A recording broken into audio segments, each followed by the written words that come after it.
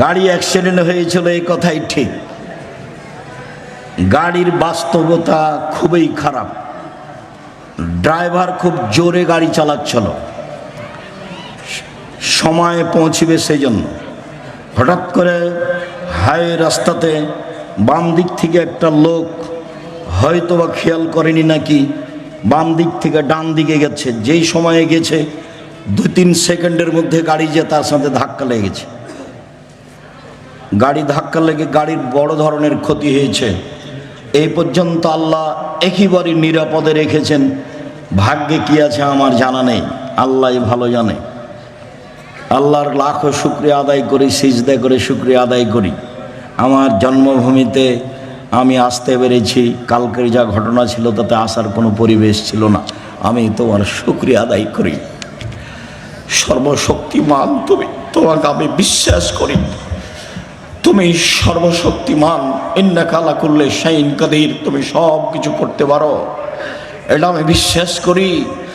আমি আব্দুর রাজ্জাক বিন ইউসুফ, আমার বিদ্যা বুদ্ধি দিয়ে আমি কোনো কাজ করি না, তোমার বিশেষ রহমতে কাজ করি, এটা আমার বিশ্বাস কাজ করে। 2013 সালের 24 আগস্ট রোজ মঙ্গলবার 11টার সময় জামিয়া সালাফি হাঁটাবো, বীর হাঁটাবো, রূপগঞ্জ, নারায়ণগঞ্জ, ঢাকা। কাঁঠাল গাছের নিচে বলেছিলাম আমার হাতে টাকা নেই, এ কথাও সত্য। এখানে প্রতিষ্ঠান গড়বে, এ কথাও সত্য। গড়বেই গড়বে, কিভাবে গড়বে তা আমি জানি না, নিশ্চিত গড়বে, অবধারিত গড়বে, গড়বেই গড়বে, ইনশাআল্লাহ গড়বে। সেই প্রতিষ্ঠান অবস্থান করে 100 বিঘা জমির উপরে। কাজে আমি খুব বিশ্বাস করি তোমার রহমতে বেঁচে আছি, তোমার কাছে জোরালো দাবি রাখছি, ভুল ত্রুটি দিয়ে যেন জামে সালাফের ক্ষতি না হয়। তুমি আমার একটা কথা শোনো, তুমি জামিয়া সালাফিকে কবুল করো, যা দিয়ে জাতি তোমাকে চিনবে, যা দিয়ে জাতি তোমাকে মানবে। আমার ভুল ত্রুটির কারণে জামিয়া সালাফের ক্ষতি করো না। তুমি আমার একটা কথা শোনো, আমার মনে বড় সাধ, এই দেশের ছেলে মেয়ে জামিয়া সালাফের মাধ্যমে বাংলা, ইংরেজি, আরবি উন্নত মানের শিক্ষা অর্জন করে জাতির বিরুদ্ধে লড়বে, মুখে কলমে মিডিয়ায়। সেভাবে দিন কাটাচ্ছি। জামিয়া সালাফিয়ার সাথে 110টি মাদ্রাসার সম্পর্ক আছে। জামিয়া সালাফের অধীনে এখন 700 মক্তব চলে। কতটি? 700। তেঁতুলিয়া থেকে টেকনাফ পর্যন্ত মক্তব চালার জন্য জামিয়া সালাফের সিদ্ধান্ত নিয়েছে। 2 বছরের মধ্যে 700 মক্তব চলে। 16 থেকে 20 হাজার পত্রিকা ছাপা। আল ইতেসাম অনলাইন, আল ইতেসাম টিভি আছে, পত্রিকা আছে, কিশলয় পত্রিকা আছে, সালাফে মাজাল্লা পত্রিকা, আরবি পত্রিকা আছে, মাকতাবাতুস সালাফ আছে। কত দিনের খিদমতের ব্যবস্থা আছে জামিয়া সালাফে। এতিম অসহায়দের লালন পালনের ব্যবস্থা আছে। এই জন্য আল্লাহকে বলছি আমার ভুল ত্রুটির জন্য জামিয়া সালাফিয়ার জন্য ক্ষতি না হয়। আর আমি জেনে শুনে সজ্ঞানে কোনো ভুল ত্রুটি করতে রাজি নই। যদি করে ফেলি তুমি আমাকে মাফ করো। আমি একজন সাধারণ মানুষ, তোমার দরবারে ক্ষমা ভিক্ষে চাই। তুমি বড় ক্ষমাশীল, তুমি বড় দয়াশীল। আমি বড় অপরাধী, আমি বড় গুনাহগার। তোমার দরবারে ক্ষমা ভিক্ষে চাই, তোমার দরবারে তাকওয়া সম্মান ভিক্ষে চাই। তুমি কবুল করো, তুমি কবুল করলে কেউ ঠেকাতে পারে না। আল্লাহুম্মা লা মানিয়া লিমা আতাইতা ওয়ালা মুতিয়া লিমা মানাতা। তুমি যা দিবে তা কেউ ঠেকাতে পারে না, তুমি যা দিবে না কেউ তা দিতে পারে না। এইভাবেই তোমাকে বিশ্বাস করি। আসসালামু আলাইকুম ওয়া রাহমাতুল্লাহ। আলহামদুলিল্লাহ ওয়াহদা ওয়াসসালাতু ওয়াসসালামু আলা মান লা নাবিয়্যা বা'দা। আম্মা বা'দ। ফাউযু বিল্লাহি মিনাশ শাইতানির রাজীম। ইদফা বিল্লাতী হিয়া আহসান।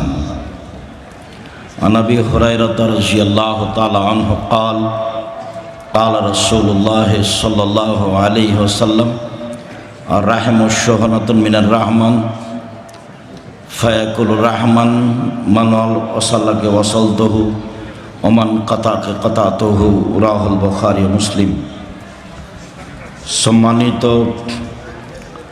অত্র দিনী বৈঠকের দিনী মুসলিম ভাই বোন, প্রশংসা আল্লাহর জন্য, শান্তি অবতীর্ণ হোক আল্লাহর রাসূলের উপর সাল্লাল্লাহু আলাইহি ওয়াসাল্লাম।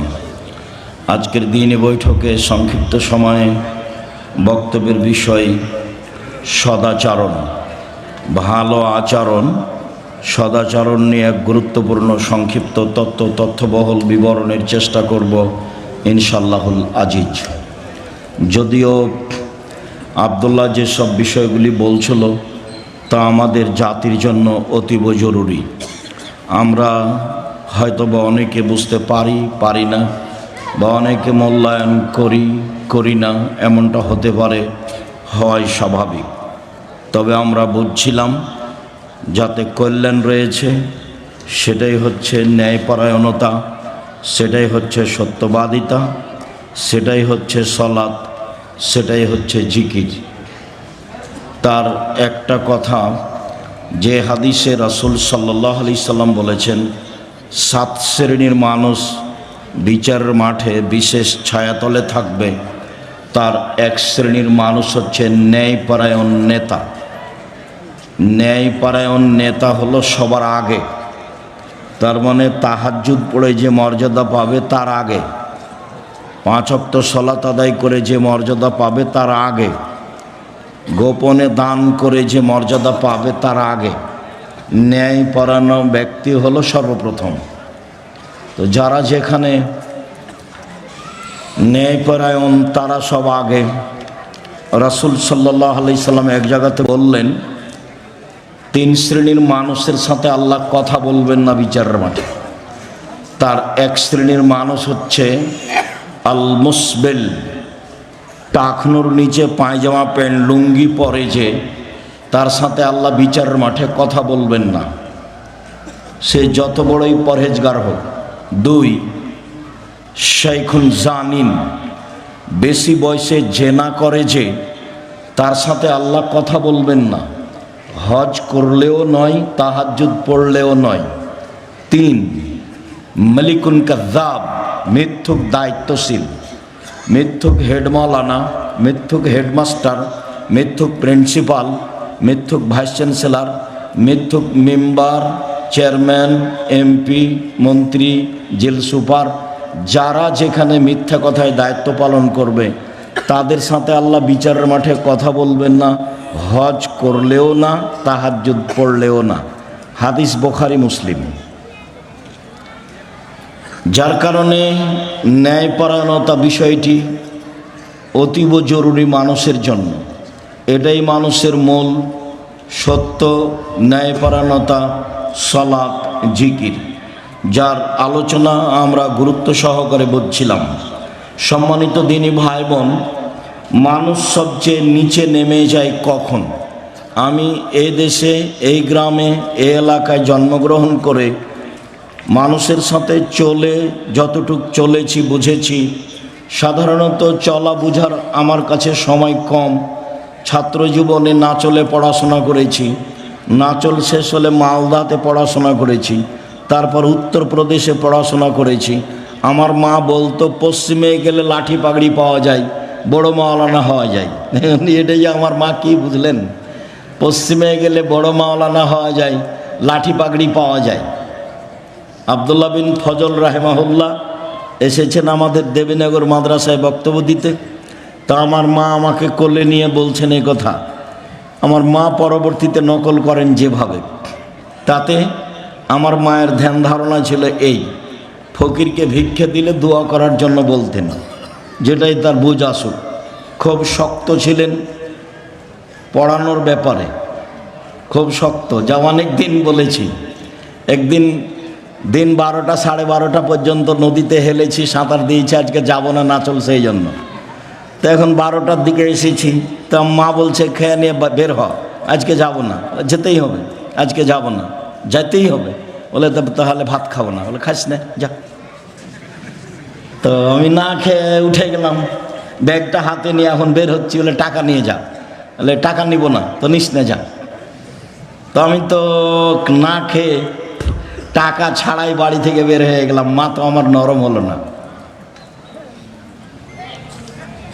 ও তো ঠিক কথাই 5 বছরের জন্য পাঠিয়েছিল, 5 বছর আগে দেশে আসবি না। তো 5 বছর 3 বছর পার হয়ে আমি চলে এসেছি। তো এখন বাড়িতে ঢুকতেই আঁচল দিয়ে আমার মা মুখটা মুছে একটু বলে না যে কেমন আছিস, কেমন ছিলি, বলছে যে আরও যে 2 বছর বাকি আছে আলীকে নাই। এইটা প্রথম কথা। আর দ্বিতীয় কথা, মৌলানা রেজাউল্লাহর জামাই সাইদুর রহমান কেন তো ডাকছিল তো শোনাই, এটা হলো আমার মায়ের দ্বিতীয় কথা। যে আমি যে কিভাবে আসলাম সে বিষয়ে আমার মা কিছু বললেন না, বললেন যে আরও 2 বছর বাকি আছে আলীকে নাই। সম্মানিত দিনী ভাই বোন, আমি জন্মভূমি হিসেবে আচরণ চালচলন খুব ভালো বুঝি, অন্যান্য জেলার বুঝি, পৃথিবীর বিভিন্ন দেশেরও পাড়ায় মোটামুটি অবগত। দেশ বিদেশের পৃথিবীর বিভিন্ন দেশে ঘুরে আমি কিছুটা আঁচ করি চালচলন, দেশেরও করি জন্মভূমিরও করি চালচলন। চলেন আজকের আলোচনায় চালচলনে বলতে যাই, পৃথিবীতে বিচারের মাঠে মানুষের পাপ নাকি ওজন হবে। এই ছেলে, ওই যে ওখানে মেয়েগুলো হইচই করছে, গল্প করছে, তোমরা শোনো না? যাও দেখো, যারা দায়িত্ব পালন করছে দেখো, ওর গল্প শুনতে এসেছি আমরা। তুমি মহিলা মানুষ একটু শরম করো না কেন? কথা বলো কেন? আর একজন যদি তোমার গায়ের উপরে মাথার উপরে চলে যায়, তুমি মুখ খুলবা না? যাকো, দেবীনগরে দিগাড়ে বাস করে একবারে মানুষ অমানুষ হয়ে গেছো, পশু প্রাণী হয়ে গেছো, তুমি বেটি ছেলে মানুষ, মুখ খোলো কেন? মুখখান বন্ধ রাখো। তোমার জন্য এসেছি। জাতির যদি রাস্তাঘাট করে দিতে না পারি, জাতির যদি স্কুল কলেজ করে দিতে না পারি, জাতিকে চূড়ান্ত সঠিক ধর্ম দিতে পারবো ইনশাল্লাহ। ধর্মের ব্যাপারে জাতিকে ফাঁকি দিয়ে পরকাল হারাতে রাজি নই। এই জিম্মেদারি নিনি। 90 সাল থেকে বলে আসছি একই কথা, কোনো দিন কোনো ভাষা পরিবর্তন করা লাগেনি, এইভাবেই আছে।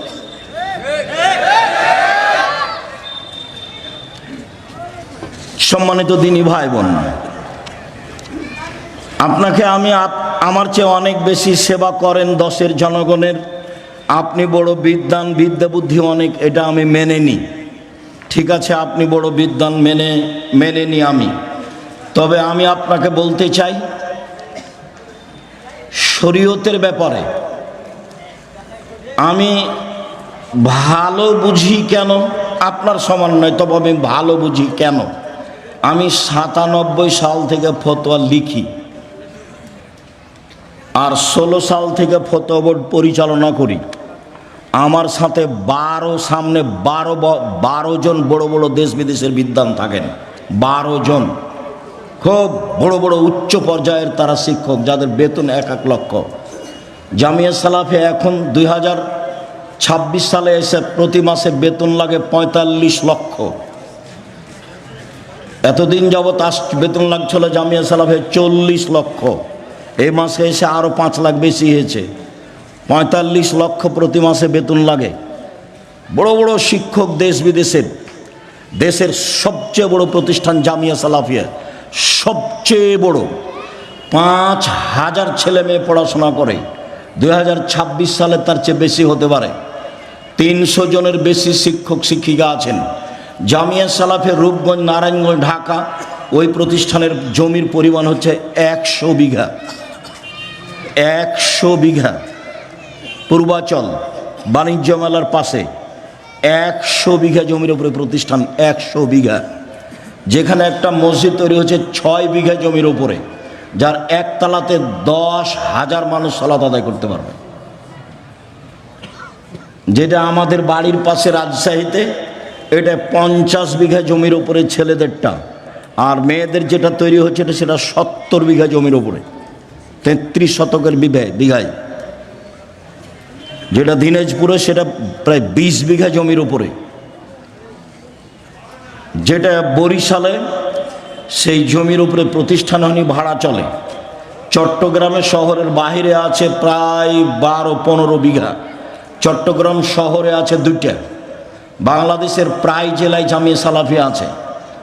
পঞ্চগড়ে আছে, দিনাজপুরে আছে, ময়মনসিংহে আছে, ঝিনাইদহে আছে, কুষ্টিয়াতে আছে, ফেনীতে আছে, রাজশাহীতে আছে, ঢাকাতে আছে, বরিশালে আছে, চট্টগ্রামে আছে। এইসব প্রায় জেলাতে জামিয়া সালাফিয়া আছে। দেশের বিদেশের বড় বড় বিদ্বানদের সাথে যা চলি বুঝি, তাতে আমরা শরীয়তের ব্যাপারে একটা ভালো পর্যায়ে আছি বলে আমাদের ধারণা। তবে আপনার বিদ্যা বেশি, আপনাকে আমি মূল্যায়ন করতে চাই। তবে এই কথার অর্থ এই নয় যে জীবনে মানুষের সাথে শরীয়তের ব্যাপারে দুর্বলতা পোষণ করেছি। বলা কথা বলা প্রয়োজন মনে করি না। আসলে আপনাকে আমার জন্মভূমির মানুষ তো, আপনার উপরে আমার কেন ভালোবাসা বেশি হোক সেটা আমি চাই। সেই সুবাদে আমি এসব বলে থাকি। আপনি যেন আমাকে বেশি ভালোবাসেন, আপনাকে যেন আমি বেশি ভালোবাসতে পারি, এটা আমি চাই। কসিমউদ্দিন মাস্টার সাহেব আল্লাহ মাগফিরাল্লাহ আরহাম মারা গেছেন। আমি বলেছি দেবীনগরের এই জমি বিক্রি করেন, পাশে জমি কিনা হলো 12 বিঘা, এটা বিক্রি করে 15 বিঘা জামিয়া দেবীনগরের এই প্রতিষ্ঠান আমি দেখব। কোথায় দুর্বলতা আছে আমার জানা নাই। দেবীনগর ঈদগাহ মাঠ আমি 10 বার অন্তত বিক্রি করতে বলেছি। এই জমি টাকা দিয়ে অন্য জায়গাতে বড় জায়গা করা হোক, যেটা বাকি টাকা লাগবে সেটা দেখা যাবে। জনগণ যা পারবে পারবে, আমিও সাথে আছি, চেষ্টা করব ইনশাআল্লাহ। আমার কিছু দুর্বলতা ঘাটতি আছে, তা আমি কোনো দিন প্রকাশ করিনি। আমি আপনার সাথে থেকে জন্মভূমির সব কিছু আগাতে চেয়েছি। জন্মভূমির সাথ দেয়নি কেন তা আমি বলতে পারবো না। জন্মভূমির সাথ না দিলে আমাকে জোর করে কিছু করে অপমান হতে হবে, সেটা আমি চাইনি। তবে দেশের জনগণের জাতির খিদমত করে। এই ছেলে কথা বলছো কেন? এই তোমরা দায়িত্ব পালন করো, এরা কথা বলছে কেন? দেখো, সম্মানিত দিনী ভাই বোন, এই ছেলে কে আছো এখানে, এটা খুলে নাও তো এটা। সম্মানিত দিনী ভাই বোন, আমি আপনার খুব কাছে থেকে শরীয়তের যেটা সঠিক পথ সেটা বলতে চাই। যেটাতে পরকাল টিকবে, যেটাতে জান্নাত পাওয়া যাবে, যেটাতে জাহান্নাম থেকে বাঁচা যাবে, সেটা আমি বলতে চাই, সেটা মানতে চাই, সেটা আপনাকে শোনাতে চাই, সেটা আপনাকে মানাতে চাই। এতে আমার ব্যক্তিগত কোনো স্বার্থ নেই। আমি 90 সাল থেকে বক্তৃতা দিই। আজ কত বছর চলছে? 36 বছর চলছে। 36 বছর আমি কোনোদিন মানুষের কাছে পথ খরচ পাথেও যাইনি। তাতে আমি বক্তব্য বলেছি, কেউ যদি কোনোদিন প্রমাণ করে দিতে পারে যে আব্দুর রাজ্জাক সাহেব পথ খরচ পাথেও চেয়েছিল, প্রমাণ হয়ে গেলে সেদিন থেকে আমি আব্দুর রাজ্জাক বিন ইউসুফ জাতির সামনে যাব না। মানুষের কাছে আমি কোনোদিন টাকা পয়সার কথা বলিনি। আমি ওই জিম্মেদারি পালন করি না। আলহামদুলিল্লাহ দেখি টাকা পয়সা সব পিছনে ঘুরে। আমি কোনোদিন কোনো কাজ পরিকল্পনা করে নিইনি। আমি পিস টিভিতে বক্তব্য দিতে গেছি, আমার পরিকল্পনায় নয়। রূপগঞ্জ, নারায়ণগঞ্জ, ঢাকায় 100 বিঘার প্রতিষ্ঠানে প্রতিষ্ঠান 100 বিঘা জমির উপরে আমার পরিকল্পনাতে নয়। রাজশাহীতে ডাঙ্গিপাড়ায় আমার পরিকল্পনাতে নয়। মানুষ আমার উপরে জোর করে চাপিয়ে দিয়েছে। বুদ্ধি দিয়ে যদি রুজি হতো, আমি আব্দুর রাজ্জাক বিন ইউসুফ আমার রুজি হতো না। আল্লাহ বুদ্ধি দিয়ে রুজি দেয় না, যাকে যেভাবে আল্লাহ ইচ্ছা করে তাকে সেভাবে রুজি দেয়। এটা আমার গ্রামবাসী বুঝে, আমার জন্মভূমির লোকেরা বুঝে, আমার ক্লাসমেটরা খুব ভালোই বুঝে। আব্দুল হাফিজ বলছে, আব্দুল হাফিজ ক্লাসমেট, আব্দুর রাজ্জাক, ওই যে তোদের গ্রামের রাস্তাটা নিয়ে ঝামেলা হচ্ছে, কি করা যায়? তো তুই এক কাজ কর, রাস্তা কর। যখন রাস্তা আমাদের বাড়ির সামনে আসবে তখন এইভাবে ঢুকে যাবে, দিয়ে তখন এভাবে যাবি। যে তোর কেউ যদি মানা করে, কেউ মানা করবে না। আমার ভাগ্নি যদি মানা করে তো বুঝে না, তুই এটা কর না। আর যদি কারো কথা মানতে হয়, বলতে হয়, কে করবে, তাহলে এন্তাজ মেম্বার যেটা বলবে সেটা করিস। ও তো পাতাই পড়ি না, আমরা ও পাতাই পড়ি না। কোথায় গেল জমির আইল, আর কোথায় গেল জমি? আমার মা পছন্দ করতো না জমি জায়গায় হিসাব করা, আমরা পছন্দ করি না। আমি তো রাস্তাঘাটে ঘুরি চলি এভাবে, দেউলিয়া। আর আমার ছোট ভাই বরিশাল মডেল কলেজের শিক্ষক। এমনি চলছে এভাবে স্বাভাবিকভাবে। জীবন বিসর্জন করা আছে জামিয়া সালাফের জন্য। জাতির কাছে কোনোদিন নত হওয়া লাগেনি, খুব ভালো অবস্থায় দিন কাটছে। আমি এইগুলো বলে আপনাকে বলতে চাচ্ছি, আমি আপনার দিনী ভাই, আমি আপনার দিনী ছেলে। আপনি আমার মা, আপনি আমার চাচি, আপনি আমার বোন, আপনি আমার ভাই। আমার জন্ম এইখানে। আমি যেটা ভালো বুঝছি আপনাকে সেটা বুঝাতে চাই আন্তরিকভাবে। আপনি ধর্মের নামে কিছু করে পরকাল হারিয়ে দেন, সেটা আমি চাইনি। আপনি আমার দিনী বোন হিংসা করে এদিকে চললেন, আব্দুল রাজ্জাক সাহেব আসছেন, তার বক্তব্য শুনে কি হবে, এই হিসাব আমি আপনার কাছে এটা চাইনি। আমি বলছি আপনি ভুল পথে আছেন, ভুল পথে আছেন, ভুল পথে আছেন। ওইটা পথ রাসূলের নয়, যেটা আপনি করছেন বোঝাচ্ছেন ওটা রাসূলের পথ নয়। আমি 97 সাল থেকে ফতুয়াই লিখি, আর 88 আগস্টের 20 তারিখ রোজ বুধবার থেকে আমি শিক্ষক। সেদিন থেকে ক্লাসের উপরের মাদ্রাসার সবচেয়ে উপরের যেগুলো কেতাব সেগুলো আলহামদুলিল্লাহ আমি পড়াই।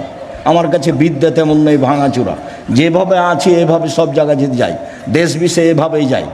মানুষ এই লন্ডনের সফরে আমাকে বলছে যে ছোট্ট একটা গোপনের কথা বলেন তো, কি লুঙ্গিতে কোনো রহস্য আছে কি? না, কোনো লুঙ্গিতে কোনো রহস্য নেই।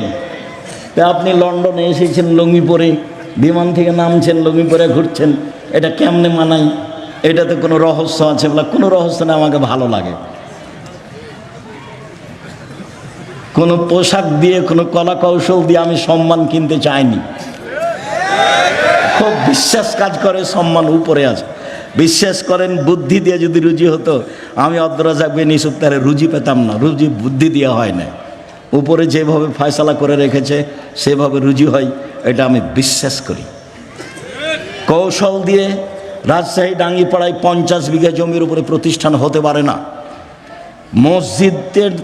মসজিদটা 90% জমির উপরে, ডাঙ্গিপাড়া রাজশাহীর মসজিদটা কত শতকের উপরে? 90%। 3000 মানুষ এক স্তরে একবার সালাত আদায় করতে পারে, তার 4 তলা মসজিদ। বিশ্বাস করেন কৌশল দিয়ে নয় এগুলো। রূপগঞ্জে, ঢাকায় এত জমি, এগুলো কৌশল দিয়ে নয়, কৌশল দিয়ে নয়, বুদ্ধি দিয়ে নয়, চিন্তা ভাবনা দিয়ে নয়। চিন্তা ভাবনাই তো আমি বুঝতে পারি না। আমি বুঝতে পারি যে আপনি ভুল পথে আছেন, এটা রাসূলের পথ নয়। আমাকে বলছে সুলতানগঞ্জে আমার প্রায় 8 বছর 9 বছরের সিনিয়র, যখন আমরা নাচলে পড়তে গেলাম তখন ওরা পড়া শেষ করলেন। তো বলছে তুমি এইভাবে করো না, তুমি যেভাবে দাওয়াত দিচ্ছ তো তা আল্লাহ তোমার অন্তরে কহর মেরে দিয়েছে। আমাকে বলছে আমার অন্তরে নাকি কহর মেরে দিয়েছে, মানে উনি যেগুলো করতে চাচ্ছেন সেগুলো আমি পছন্দ করছি না, সেই জন্য আমার অন্তরে কি করেছে আল্লাহ কহর মেরে দিয়েছে। তা আমি এখন যদি বলি তো উনি কষ্ট পাবেন। আপনি আমার সামনে পড়েন তো দেখি আরবি। আপনি যে বললেন যে আমার অন্তরে কহর মেরে দিয়েছে, তো আমি আর এটা বললাম না ভাইজান আল্লাহ যেন কহরটা দূর করে দেয়। মাওলানা আহমদুল্লাহ খুব বড় আলেম, বুখারি পড়া, হয়তো মারা গেছেন, ইন্ডিয়ার মানুষ, 95 বাড়ি ছিল। তো দেখতে গেছি শেষের কালে, তো বলছে আমি আব্দুর রাজ্জাক বিন ইউসুফ আপনাকে দেখতে এসেছি। কোন আব্দুর রাজ্জাক? কোন আব্দুর রাজ্জাক? যে জাল জয়ীফ হাদিস লেখে, যে জাল জয়ীফ হাদিস লেখে। জি। তো হাদিস আবার জাল জয়ীফ হয় নাকি? হাদিস আবার জাল জয়ীফ হয় নাকি? হাদিস সব সহি, হাদিস সব সহি। তারপর তো আচ্ছা ঠিক আছে হলো, তো আপনি একটু আমাদের জন্য দোয়া করবেন। কি দোয়া করবো? দোয়া তো তোমরা তুলে দিয়েছো। কি দোয়া করবো? দোয়া তো তোমরা তুলে দিয়েছো। তখন আমি বলছি তাহলে হেদায়েতের দোয়া করেন। হ্যাঁ হ্যাঁ, হেদায়েতের দোয়া করা যাবে, আল্লাহ তোমাদের হেদায়েত করুন, আল্লাহ তোমাদের হেদায়েত। এখন কহর মেরে দিয়েছে, মুখের কথা উনি বললেন, কি করার আছে? সম্মানিত দিনী ভাই বোন, বলছিলাম বিচারের মাঠে মানুষের পাপ নেকি ওজন হবে। যারা হিন্দু তাদের পাপ নেকি ওজন হবে না, কেননা তাদের নেকি নেই। যারা ইহুদি তাদের পাপ নেকি ওজন হবে না, কেননা তাদের নেকি নেই। যারা খ্রিস্টান তাদের পাপ নেকি ওজন হবে না, কেননা তাদের নেকি নেই। যারা কাদিয়ানি তাদের পাপ নেকি ওজন হবে না, কেননা তাদের নেকি নেই। যারা শিয়া তাদের পাপ নেকি ওজন হবে না, কেন? তাদের নেকি নাই। যারা আকীদায় মাইর খেয়ে গেছে বিশ্বাসে, তাদের পাপ নেকি ওজন হবে না, কেননা তাদের নেকি নাই। পাপ নেকি থাকলে তো দাঁড়ি পাল্লা লাগবে। আল্লাহ তাআলা বলছেন ফালা নকিম লাহুম ইয়াউমাল কিয়ামাতি ওয়াজনা, আমি ওদের পাপ নেকি ওজন করব না। আমি আল্লাহ ওদের পাপ নেকি ওজন করব না। ওদের কপাল এবং মাথার সম্মুখ ভাগ আর পা ধরে জাহান্নামে নিক্ষেপ করা হবে, তাদের পাপ নেকি ওজন হবে না। সম্মানিত দিনী ভাই বোন, বিচারের মাঠে সবচেয়ে ভারী নেকি সদাচরণের নেকি। বিচারের মাঠে নেকির পাল্লায় সবচেয়ে ভারী নেকি ভালো চাল চলনের নেকি। আগে হাদিস দিয়ে কথাটা প্রমাণ করি। আবু দারদা রাদিয়াল্লাহু তাআলা আনহু বলেন, রাসূল সাল্লাল্লাহু আলাইহি সাল্লাম বলেছেন, ইন্না আসকালা শাইইন ইদা ফি মিজানিল মুমিনি ইয়াউমাল কিয়ামা খুলুকুন হাসান। মুমিন পুরুষ নারীর নেকির পাল্লায় সবচেয়ে যেটা ভারী নেকি রাখা হবে, মুমিন পুরুষ নারীর নেকির পাল্লায় সবচেয়ে যেটা ভারী নেকি রাখা হবে সেটা ভালো চাল চলনের নেকি, ভালো স্বভাবের নেকি, সদাচরণের নেকি। শুনুন, ইবাদতের জগতে সবচেয়ে ব্যতিক্রম ইবাদত হলো সলাত, নামাজ। সলাত এমন একটি ইবাদত যার উপর নির্ভর করে অন্যান্য ইবাদত। সলাত এমন একটি ইবাদত যার উপর নির্ভর করে অন্যান্য ইবাদত। পৃথিবীতে ব্যতিক্রম ইবাদত হচ্ছে সলাত। অজু করে সলাত আদায় করতে হয়, পানি নেই, তায়াম্মুম করে করতে হবে। মাটি নেই, অজু ছাড়া তায়াম্মুম ছাড়া সলাত আদায় করতে হবে। সম্মানিত দিনী ভাই বোন, কেবলার দিকে মুখ করে সলাত আদায় করতে হয়, কেবলা বোঝা যায় না, কেবলা ছাড়াই সলাত আদায় করতে হবে। দাঁড়িয়ে সলাত আদায় করতে হয়, দাঁড়িয়ে থাকা যায় না, বসে থেকে করতে হবে। বসে থাকা যায় না, শুয়ে থেকে কেবলার দিকে পা করে সলাত আদায় করতে হবে। পরিষ্কার কাপড় পরে সলাত আদায় করতে হয়, পরিষ্কার নেই, যেই কাপড়ে পেশাব পায়খানা লেগে আছে সেই কাপড়েই সলাত আদায় করতে হবে। পরিষ্কার অপরিষ্কার কোনো কাপড়ই নেই, উলঙ্গ অবস্থায় আছেন, এই অবস্থাতেও সলাত আদায় করতে হবে। পৃথিবীর ব্যতিক্রম ইবাদত। গাড়িতে উঠে আছেন, ঠেল মানে না, শিকল ধরে দাঁড়িয়ে আছেন, সলাতের টাইম হয়ে গেছে, এই অবস্থায় সলাত আদায় করতে হবে। পৃথিবীর ব্যতিক্রম ইবাদত সলাত। শুনুন, যত ইবাদতের ফরজ, প্রত্যেকটা ইবাদতের আপোষ আছে, কিন্তু সলাতের আপোষ নেই। আপোষ কি জিনিস আব্দুল রাজাক সাহেব বুঝিয়ে বলবেন? জি, এবছর হজ করতে চাচ্ছি, পারলাম না, সামনে বছর করব। ঠিক আছে, করেন। এই যে আপোষ। জাকাত, জাকাত 2 মাস আগে দিতে চাচ্ছি, দেন। 1 মাস পরে দিতে চাচ্ছি, দেন। এই যে আপোষ। রমজান মাসের রোজা, আজকে শরীরটা ভালো লাগছে না, ছেড়ে দেন, পরে করবেন। এই যে আপোষ, এইরকম আপোষ সলাতের সাথে নেই। যেইভাবে আছেন, যেখানে আছেন, পাক পবিত্র, কোনোটাই বুঝে না। পৃথিবীর ব্যতিক্রম বিরল ইবাদত হলো সলাত, যা কোনোদিন মানুষের সাথে আপোষ করেনি। উলঙ্গ অবস্থাতে ইবাদত করতে হবে, তার নাম সলাত। বলছিলাম, পৃথিবীর ব্যতিক্রম সলাত, ইবাদত সলাত। এই সলাতের নেকি যত ভারী, ভালো চাল চলনের নেকি তার চেয়ে 1,00,000 গুণ বেশি ভারী। এই কথা আমি বলিনি, যারা মাদ্রাসা লাইনে পড়ে তারা বুঝে। ইন্না আসকালা শাইইন ইসিম তাফজিল, মানে সবচেয়ে বেশি ভারী।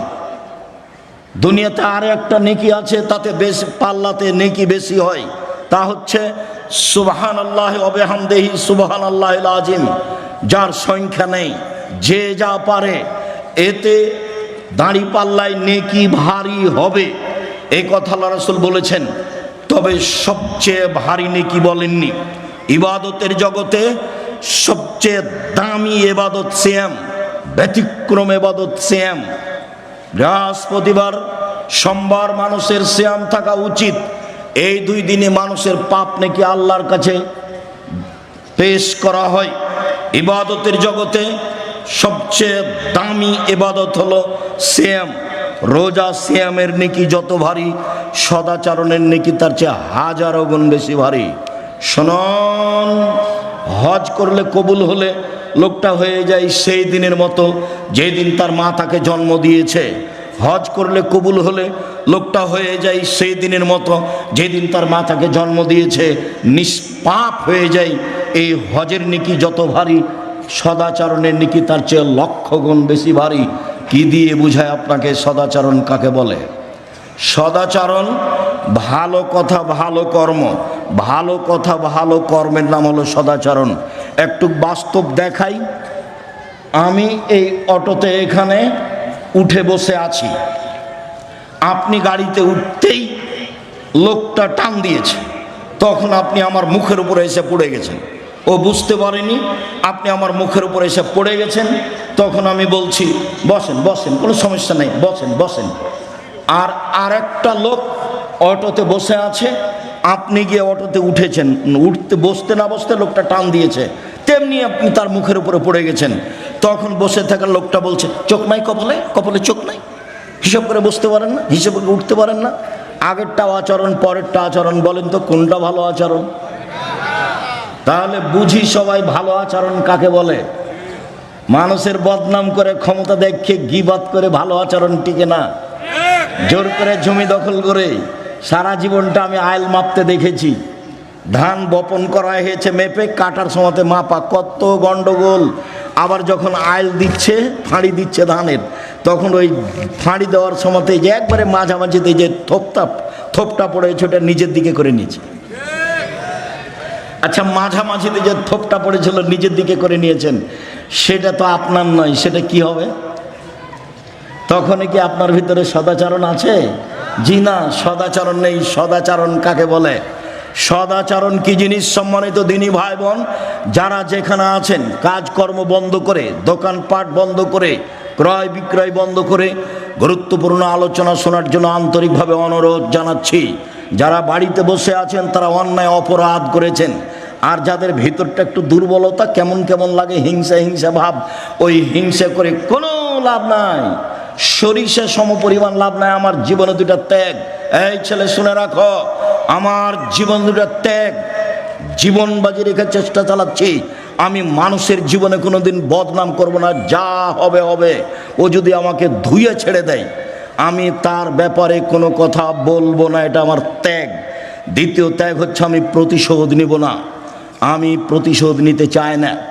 মোবাইল রিং হচ্ছে, আমি অন করেছি, অন করে গালি দেওয়া শুরু করছে। অনেক সময় মা থেকে শুরু করে, অনেক সময় বোন থেকে শুরু করে, অনেক সময় দেশের ভাষা দিয়ে শুরু করে। দিতে দিতে যখন থেমে যাই, তখন আমি আবার রিং দিয়ে বলি ভাইজান কোনো গালি বাকি ছিল মনে হয়, মোবাইলে মনে হয় টাকা শেষ হয়ে গেছে, যদি আরও কিছু থাকে গালি দিয়ে নেন। অথচ গালি আমার মা দিয়ে শুরু করেছে, আমি তার উত্তর দেওয়া প্রয়োজন মনে করিনি। ধুয়ে ছেড়ে দিলাম, আপনার নামটা আমি মুখে নেব না, যা হবে হবে। জীবনে কোনোদিন প্রতিশোধ নেব না। সিলেট সুনাম ফেন্সিগঞ্জের ওসি আমাকে বলছে, আব্দুর রাজ্জাক সাহেব সিগনেচার করেন না, মামলা আমি চালাবো, আপনার গাড়ি ভেঙে দেবে, গাড়িতে আঘাত করবে, মানে আমি ওসি, আমি আপনার মামলা চালাবো। আমি বলছি ওসি সাহেব, আমি মানুষের বিরুদ্ধে মামলা করি না, আমি মামলা করব না। আমি যদি মামলা করি তাহলে আমার মামলা ছোট হয়ে যাবে মানুষের। ও বিচার করতে পারে না? ওও তো বিচার করতে পারে, ও করুক। আমি তো তার ক্ষতি করিনি, সে গাড়িতে এসে আঘাত করবে কেন? আমার বাড়ি তার বাড়ির পাশে নয়। আমার জীবনে আমি কোনোদিন প্রতিশোধ নিই না কারো, আমার জীবনে আমি কোনোদিন কারো বারে মুখ খুলি না, খুলবো না, এটা আমার দৃঢ় প্রতিজ্ঞা। ও যদি আমাকে ধুয়ে ছেড়ে দেয়, তবে আপনাকে আমি বলছি, আপনি আমার দিনী ভাই, আপনি আমার দিনী বোন, আপনি ভুল পথে আছেন, এটা আমার চূড়ান্ত ভিতরে কাজ করে। আমি একদিন নয়, দুই দিন নয়, বহুদিন একই কথা বলেছি আপনাকে সত্য পথে নিয়ে আসার জন্য। আমার গ্রামের আবু ভাই মারা গেছেন, আমার মুখের উপরে বলছে আজকে যে ও তাফসির করলো না, এই তাফসির তোরা জানিস না। বলে কি তাফসির করলো? আরে তোরা ওই তাফসিরই জানিস না। বলেন কি করলে একটু বলবেন তো, কি তাফসির করলো? ওই তাফসিরই তো জানিস না, তোকে কি বলবো, বলেন কিছু। তখন বলছে যে শোন, মুফাসসির সাহেব বলছেন যে আদম আলাইহিস সালাম ঘুম থেকে উঠে দেখছেন পাশে একজন সুন্দরী নারী। আদম আলাইহিস সালাম হাত বাড়ালেন, সুন্দরী নারীর গায়ে হাত দিবেন, ফেরেশতা বলছেন থামেন। আদম আলাইহিস সালাম বলছেন কেন? ফেরেশতা বলছেন মোহর দিতে হবে। আদম আলাইহিস সালাম বলছেন মোহর আবার কি? তখন ফেরেশতা বলছেন মুহাম্মদ সাল্লাল্লাহু আলাইহি সাল্লামের উপরে 1000 বার দুরূদ পড়ে দিতে হবে। দুঃখিত, পৃথিবীতে সবচেয়ে বড় শিক্ষিত মানুষ হলেন আদম আলাইহিস সালাম। আল্লাহ বলছেন আদমকে আমি সব কিছু শিখিয়ে দিয়েছি। পৃথিবীর ইতিহাসে আদমের চেয়ে বড় শিক্ষিত মানুষ কিয়ামত পর্যন্ত কেউ জন্ম নিবেও না। আমাদের নবীর চেয়ে 1000 গুণ বেশি বিদ্যা তিনি রাখতেন আদম আলাইহিস সালাম। আল্লাহ বলছেন আমি সব বিদ্যা আদমকে শিখে দিয়েছি। যিনি সব বিদ্যা রাখতেন, নিজের বউ কিভাবে হালাল করতে হবে সেটাই তিনি জানতেন না। বুঝতে পারেননি কথা? একেবারে ডাহা।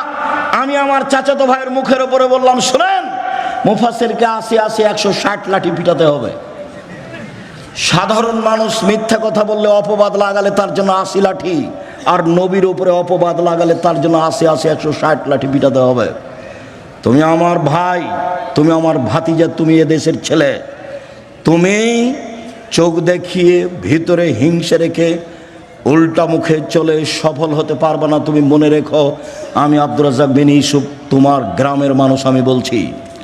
সম্মানিত দিনী ভাই বোন, চলেন এবার দেখি সদাচরণ কাকে বলে।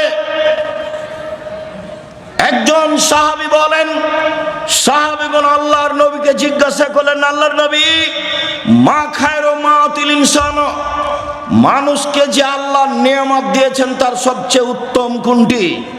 2 হাত আল্লাহর নিয়ামত, 1 হাত নেই যার, তাকে জিজ্ঞাসা করলে বোঝা যাবে 1 হাতের দাম কতটুকু। 2 পায়ের 1 পা নেই যার, তাকে জিজ্ঞাসা করলে বোঝা যাবে নিয়ামত পা কেমন। যত আল্লাহ নিয়ামত দিয়েছে মানুষকে, বাড়ি গাড়ি স্ত্রী আহাল পরিবার, তার সবচেয়ে উত্তম নিয়ামত হলো সদাচরণ। তার সবচেয়ে উত্তম নিয়ামত হলো সদাচরণ। ভালো চাল চলন আছে যার, সব কিছু আছে তার। আব্দুল্লাহ ইবনে আমর রাদিয়াল্লাহু তাআলা আনহু বলেন, রাসূল সাল্লাল্লাহু আলাইহি সাল্লাম বলেছেন, পৃথিবীর মানুষ শুনে রেখো, 4টে জিনিস আছে যার, সব কিছু আছে তার। 4টে জিনিস আছে যার, ইহকাল আছে তার, পরকাল আছে তার। পৃথিবীর মানুষ শুনে রেখো, 4টে জিনিস আছে যার, সব কিছু আছে তার, ইহকাল আছে তার, পরকাল আছে তার। 1, হিফজ আমানাতিন, আমানতের রক্ষা। ক্লাস 10-এ পড়ো তুমি, 50 জন ছাত্র টাকা উঠিয়ে 2 জন ছাত্রকে চাঁপাইনবাবগঞ্জ পাঠানো হয়েছে উপহার কেনার জন্য। উপহারের দাম ছিল 500 টাকা। ওরা 100 টাকার নাস্তা করেছে। নাস্তা করে ওই 100 টাকা এই 500-এর মধ্যে লাগিয়ে দিয়ে ওই জিনিসগুলির দাম 600 টাকা করেছে। বলেন তো তার কাছে কি আমানত রক্ষা পেয়েছে? আমানত নেই যার, কোনো কিছু নেই তার। 2, হুসনু খালিকাতিন, ভালো চাল চলন যার, ইহকাল তার। ভালো আচরণ যার, পরকাল তার। ভালো চাল চলন যার, সব কিছু তার। 3, সিদকু হাদিসিন, সত্য কথা যার, সব কিছু তার। 4, ইফাতুন বিতুআমাতিন, বৈধ রুজি যার, সব কিছু তার, ইহকাল তার, পরকাল তার। সম্মানিত দিনী ভাই বোন, বলছিলাম সদাচরণ। নওয়াস ইবনে সামান রাদিয়াল্লাহু তাআলা আনহু বলেন, একদা আমি আল্লাহ রাসূলকে জিজ্ঞাসা করলাম, আল্লাহর নবী, মাল বিররু আল ইসম, পাপ কাকে বলে, নেকি কাকে বলে, একটু বলেন। আল্লাহর নবী বলেন, তো পাপ কাকে বলে, নেকি কাকে বলে? আপনি একটু ভালো করে বুঝেন। জিজ্ঞাসা হচ্ছে পাপ কি জিনিস আর নেকি কি জিনিস। আল্লাহ রাসূল উত্তরে বললেন, আল বিররু হুসনুল খুলুক, নেকি হলো ভালো চাল চলন। কই, তিনি তো বললেন না নেকি হলো হজ, তিনি তো বললেন না নেকি হলো তাহাজ্জুদ, তিনি তো বললেন না নেকি হলো সিয়াম রোজা। জিজ্ঞাসা করা হলো, আল্লাহর নবী, নেকি কি জিনিস? আল্লাহর নবী উত্তরে বললেন, ভালো চাল চলন হলো নেকি। নেকি বলতে ভালো চাল চলনকে বোঝানো হয়। সম্মানিত দিনী ভাই বোন, সদাচরণ এমন একটা জিনিস যা দিয়ে সবচেয়ে দামি জান্নাত পাওয়া যায়। সদাচরণ এমন একটা জিনিস যা দিয়ে সবচেয়ে দামি জান্নাত পাওয়া যায়। এই ছেলে, বসো একটু, ধৈর্যের পরিচয় দাও। গাড়ি অ্যাক্সিডেন্ট হয়েছিল, এই কথাই ঠিক। গাড়ির বাস্তবতা খুবই খারাপ। ড্রাইভার খুব জোরে গাড়ি চালাচ্ছিল, সময়ে পৌঁছবে সেজন্য। হঠাৎ করে হাই রাস্তাতে বাম দিক থেকে একটা লোক হয়তো বা খেয়াল করেনি নাকি বাম দিক থেকে ডান দিকে গেছে, যেই সময়ে গেছে 2-3 সেকেন্ডের মধ্যে গাড়ি যে তার সাথে ধাক্কা লেগেছে। গাড়ি ধাক্কা লেগে গাড়ির বড় ধরনের ক্ষতি হয়েছে। এই পর্যন্ত আল্লাহ একেবারে নিরাপদে রেখেছেন। ভাগ্যে কি আছে আমার জানা নেই, আল্লাহই ভালো জানে।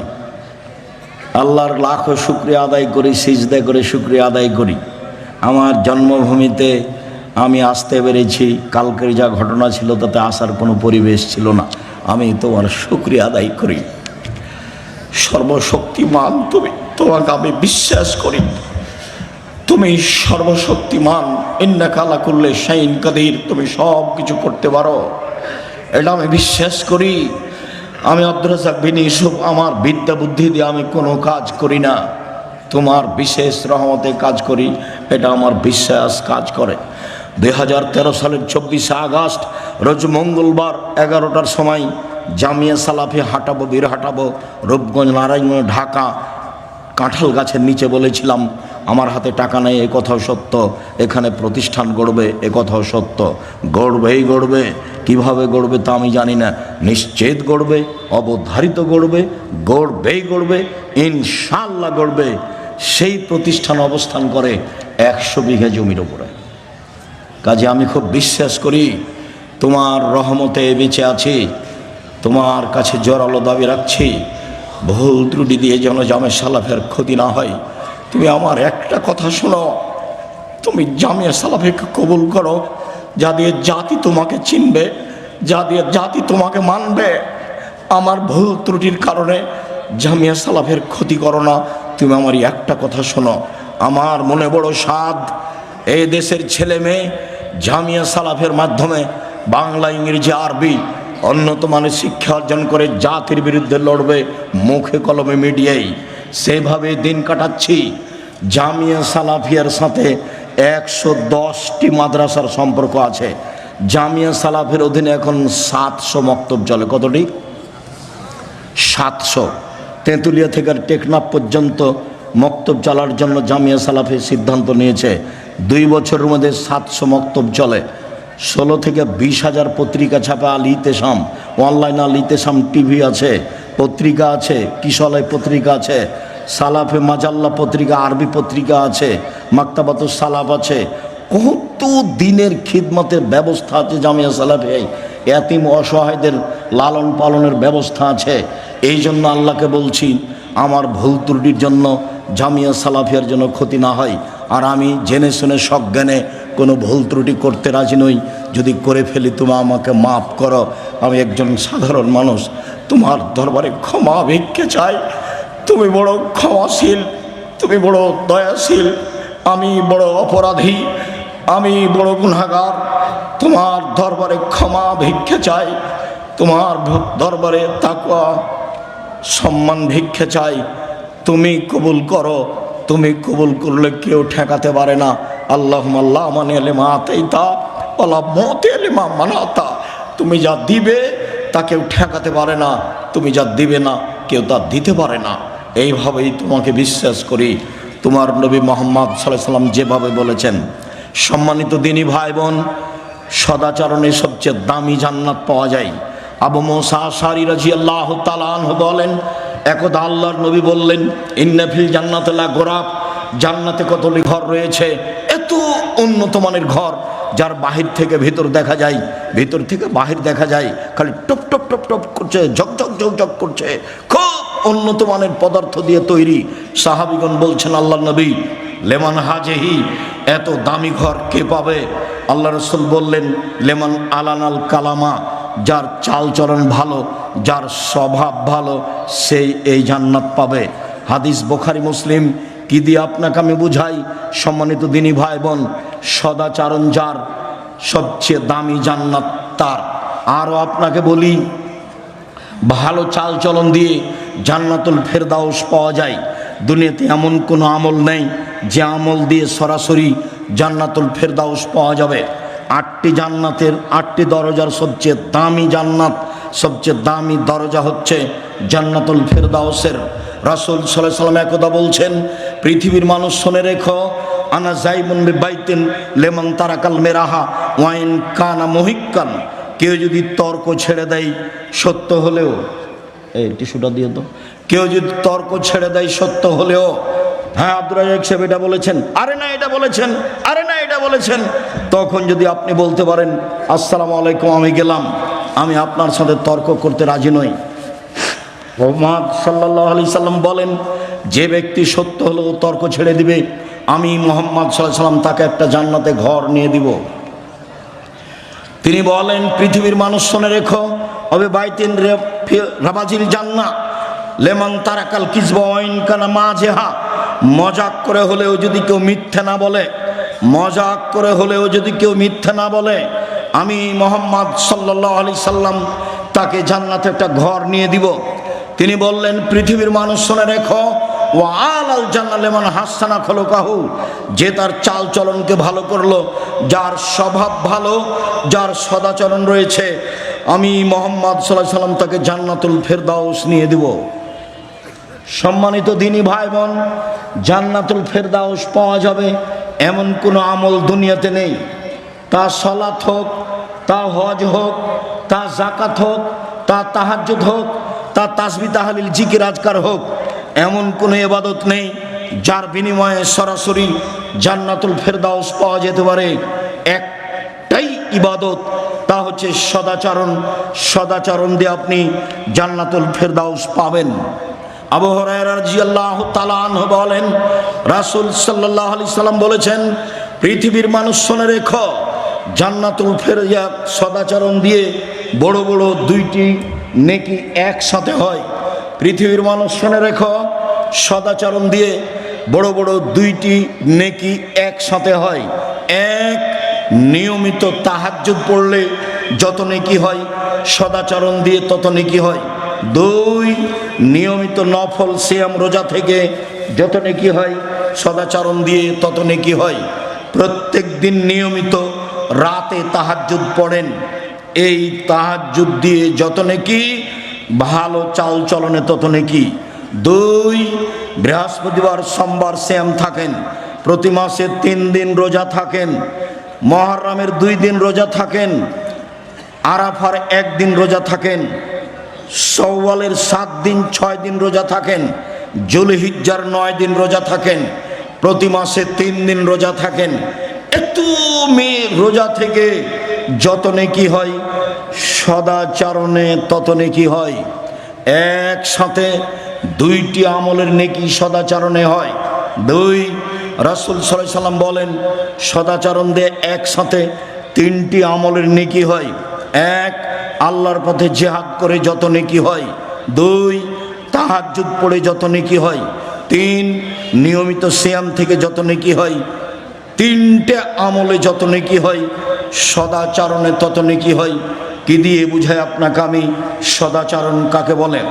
রাসূল সাল্লাল্লাহু আলাইহি সাল্লাম বলেন, আল্লাহ তাআলা সদাচরণকে বলেন সামনে রেখে, এই সদাচরণ, আল্লাহ বলছেন, এই সদাচরণ শোনো, আমি আল্লাহ বলছি, মান ওয়াসালাকে ওয়াসালতুহু, তোমাকে যে নিবে আমি আল্লাহ তাকে নিব, তোমাকে যে ছেড়ে দিবে আমি আল্লাহ তাকে ছেড়ে দিব। যার সদাচরণ নেই তার আল্লাহ নেই, যার ভালো চাল চলন নেই তার আল্লাহ নেই। আয়েশা রাদিয়াল্লাহু তাআলা আনহা বলেন, রাসূল সাল্লাল্লাহু আলাইহি সাল্লাম বলেছেন, সদাচরণ আল্লাহর আরশ ধরে এইভাবে ঝুলন্ত আছে। সদাচরণ আল্লাহর আরশ ধরে এইভাবে ঝুলন্ত অবস্থায় বলে। সদাচরণ নিজে বলছেন, সদাচরণ কথা বলতে পারে। আমি সদাচরণ বলছি, মান ওয়াসালানি ওয়াসালাহুল্লাহ, আমাকে যে নিবে আল্লাহ তাকে নিবেন। ওমান কাতানি কাতাহুল্লাহ, আমি সদাচরণ, আমাকে যে ছেড়ে দিবে আল্লাহ তাকে ছেড়ে দিবেন। সম্মানিত দিনী ভাই বোন, রাসূল সাল্লাল্লাহু আলাইহি সাল্লাম বলেন, আল মুমিন কাল বুনিয়ান ইয়াসুদ্দু বাযুহু বাযান, সারা পৃথিবীর মুমিন পুরুষ নারী প্রাসাদের মতো। এ দেখেন আল্লাহ রাসূল দেখাচ্ছেন, এই যে আঙ্গুলগুলি আঙ্গুলের ভিতরে ঢুকলো, এইভাবে নির্বাচনে এক ভাই আওয়ামী লীগ আর এক ভাই বিএনপি বা অন্য দলের যদি বুঝতে পারে যে বিপদে পড়েছে, তাহলে বলে ঠিক হয়েছে, ঠিক হয়েছে, উচিত হয়েছে, স্বভাব যেমন তেমন ঠিকই হয়েছে। সেদিন ঝগড়ায় আমাদের গ্রামের অনেক দিন আগের ঘটনা, দুই ভাই ঝগড়া লেগেছে। ঝগড়া লেগে এক ভাই বলছে, শোন রে, আমি তো বোরিং চলে যাব, আমার ভাগটা এমন একজনের কাছে দিয়ে যাব যে তোকে গুতাতে পারে। সদাচরণ কবে বিদায় নিয়েছে? আমাদের গ্রাম ঘরের মহিলারা যখন ঝগড়া লেগে যায় তখন একবারে বস্তির ভাষায় সবচেয়ে নিম্ন ভাষায় ঝগড়া করে। ঝগড়া যখন শেষ হয়ে যায় তখন মহিলাটা বলে, দেখ জানটা একবারে মনের স্বাদ মিটিয়ে বলেছি, মনের স্বাদ মিটিয়ে বলেছি। তখন তার কাছে সদাচরণ আছে, ওই তাহাজ্জুদ দিয়ে লাভ হবে না, ওই হজ দিয়ে লাভ হবে না। ঢং ঢং করে গ্রামে ঘুরে বেড়িয়ে মানুষের সাথে ঝগড়াঝাঁটি করে সদাচরণ নিজে থেকে বিদায় করে দিয়ে জান্নাত পাওয়া সহজ নয়। সম্মানিত দিনী ভাই বোন, রাসূল সাল্লাল্লাহু আলাইহি ওয়াসাল্লাম বলেন, আল মুমিনুনা কারাজুলিন ওয়াহিদ, সারা পৃথিবীর মানুষ একজন, সারা পৃথিবীর মানুষ একজন।